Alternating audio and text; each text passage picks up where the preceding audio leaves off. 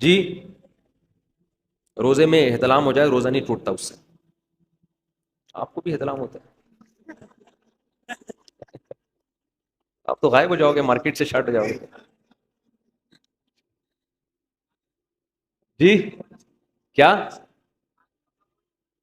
کپڑا فولڈ کرنا نماز میں، یہ آستینیں اوپر کر کے فولڈ کرنا کونیوں سے اوپر، یہ جائز نہیں ہے. اگر پہلے سے ہی آستینیں ہی اوپر تک ہیں تو پھر ٹھیک ہے، تھوڑی بہت فولڈ کر. نہیں نہیں، یہ بھی فولڈ کرنا لازمی ہے نماز میں. کلی والا سوٹ پہنے بغیر کلی والا پہنے، مرضی ہے آپ کی. جماعت کھڑی ہوئی ہے اسی جگہ پہ کھڑے ہو کر سنتیں پڑھنا جائز نہیں ہے.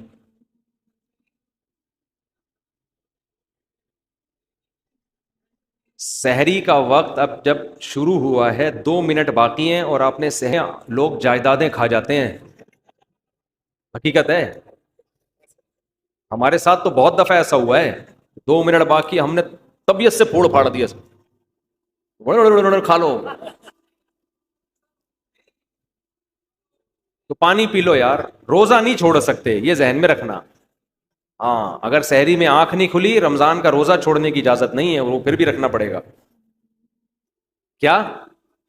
ہاں فون کال پہ وکالت کے ذریعے نکاح ہو جاتا ہے. دولہا وہاں بیٹھا ہوا ہے، وہ قاضی کو اپنا وکیل بنا دے کہ میری طرف سے آپ قبول کر لیں گواہوں کی موجودگی میں.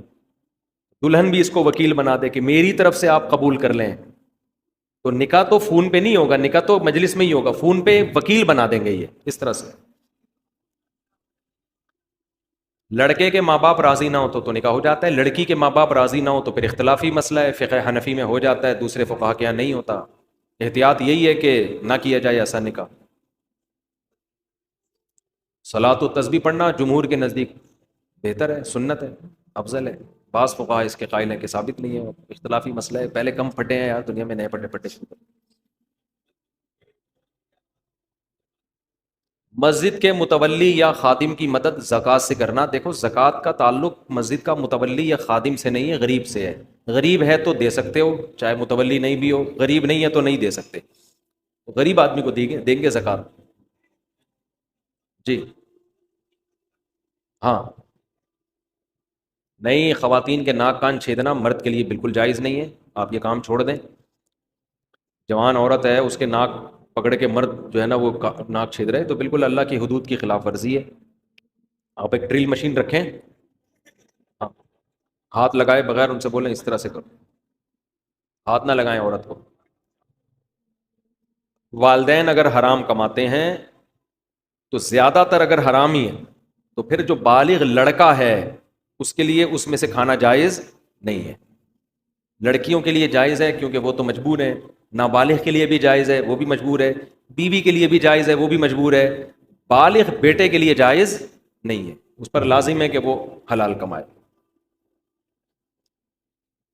جی کہہ رہے ہیں جی اگر جیب میں بٹوے میں تصویر موجود ہو تو پھر نماز ہو جائے، کیونکہ چھپی ہوئی تصویر ہے نا اس لیے نماز. تصویر اگر بہت چھوٹی ہے، نظر ہی نہیں آ رہے نقوش، تو بھی حرام نہیں ہے، اور چھپی ہوئی ہے تو بھی حرام نہیں. ایسی تصویر جو واضح ہو چہرے کے نقوش، وہ تصویر پھر اس میں نماز نہیں ہوتی.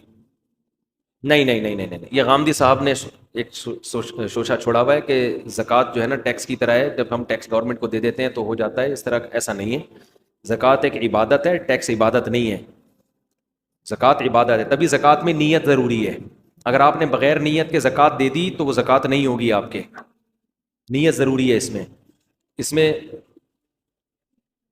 نہیں نہیں نہیں. اور گورنمنٹ کو جب آپ دیں گے تو آج کل تو گورنمنٹ اس کو صحیح جگہ پہ خرچ، گورنمنٹ ٹیکس صحیح نہیں خرچ کر رہی، زکوٰۃ کہاں سے صحیح خرچ کرے گی.